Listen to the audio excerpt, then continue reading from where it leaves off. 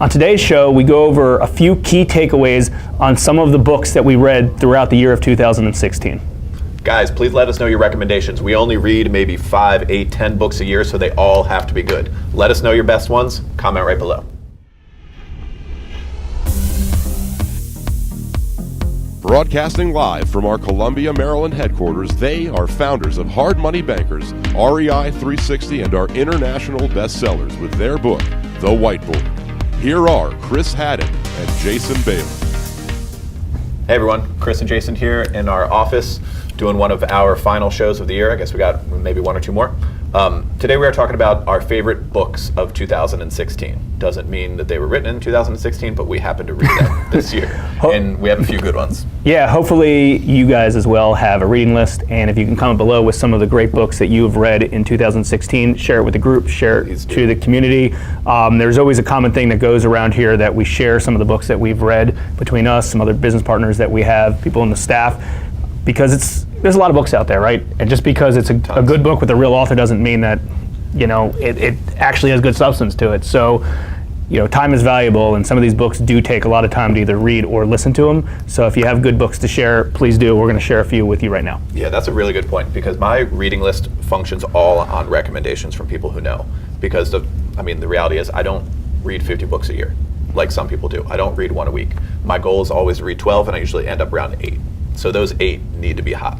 They need to be good, because I only have so many in a given year. Starting off with the first one, we both read a gigantic 1,000-page book that has changed a lot of things for us in business and finance and everything else, called The Snowball.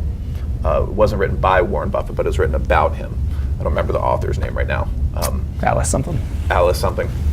But it was huge and long. His whole story, many years, and all the awesome things that he's done in business, and it had a profound impact on the both of us, the way we think about finance mainly. What were your two key takeaways, or one key takeaway? I have some as well, but do you have any that you remember? Well, I'll probably go with one that we say all the time that's probably stealing one of yours too, which is, I don't want to lose or spend this $100 because this $100 is about to be 1,000. Yeah, so Warren Buffett always had a philosophy that every dollar in his pocket was worth 10 times that tomorrow. Not necessarily tomorrow, but down the road, 10 times that, with compound interest and appreciation and things like that. And that was very important to him. So it was a good way to look at it, because a lot of people, they may overlook, hey, $5, $10, $100. Like, what's that real number before it turns to be like what makes a lot of sense to you? So like $1,000. So let's say you're flipping a house and you're $1,000 off budget.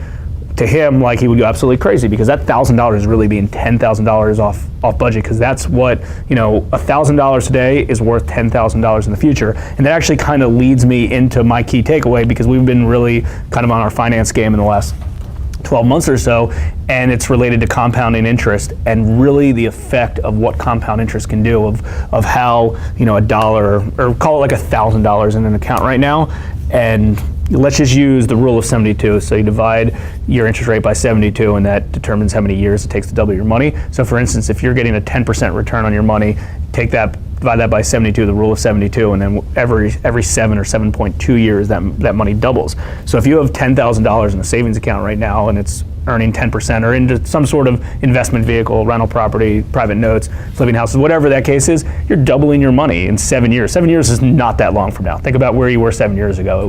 It was yesterday. So tomorrow is going to be 7 years before you wake up, and that's just at a 10% return.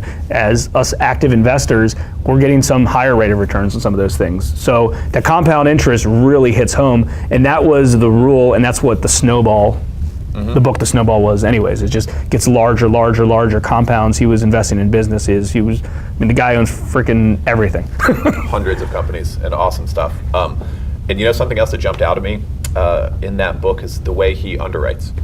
And it's very similar to real estate, either lending or buying properties, about how he's buying at a discount of current value and how he calculates current value. And then there's cash flow factored in for sure, and then there's also the operator, like the person running the job, which is just so applicable to what we do every day here at HMB. Yeah, so if you haven't read that book, check it out. It's either, it's a several month read or listen. I listened to it. It was 40 hours or something like that, maybe even longer. So, all right, cool. What else you got? That was a good one. I reread a very well-known and old book called The Richest Man in Babylon. because again, we were on our finance thing and just really getting dialed into that side of our business and personal lives and everything else. And yeah, some of the principles in that book, I mean. That was another one I actually did. I think those are the only two books that we overlap in the entire year. But I did listen to that one again, and that one's such an easy listen or a quick read because I think it's, 2 hours. I mean, it's a really small book about cherishing money. Richest Man in Babylon was technically a hard money lender. It's part of the things they talk about. So interesting concepts they talk about, real estate they talk about, being landowners and things like that. So definitely check that out as well. For sure. Okay, another one that I read, and this is not directly a business book, but you can certainly apply the lessons in this book to what everyone does, everyone's lives really.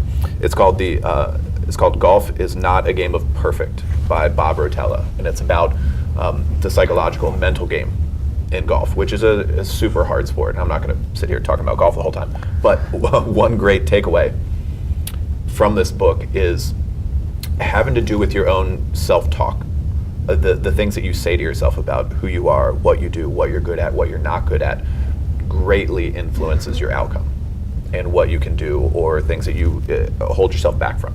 Yeah. So just the things that I would say to myself about, maybe I am good at this, maybe I'm not. I've been trying to improve that and not have some kind of negative self-talk that's going to hinder me in some way. So that, along with some other stuff, was a really good takeaway from a golf book, even related to business and everything else. Yeah, I mean, Rotella's number one head coach in golf, and he's a master at that. I mean, just think about it. I don't know if you are a golfer. Think about being in a golf tournament with a 3-foot putt. A 3-foot putt's that long, but you get nervous over that thing. And a lot of that book is when times are tough, going back to the basics and thinking of, mentally kind of just bring yourself back, thinking about, you making that shot 10 times out of 10 times in practice. And, there's a lot of things in business, that are similar. So it's a good takeaway. So another book that I read that was an extension of some of the stuff we were working on this year was The 5 Languages of Appreciation. We had a group business coach for our whole office, for our whole staff, and we were trying, as managers and as leaders, we were trying to become better at that on a group setting. And as crazy as this sounds, like there's a lot of times that you try to figure out what motivates people and also ways that you can show your appreciation to people.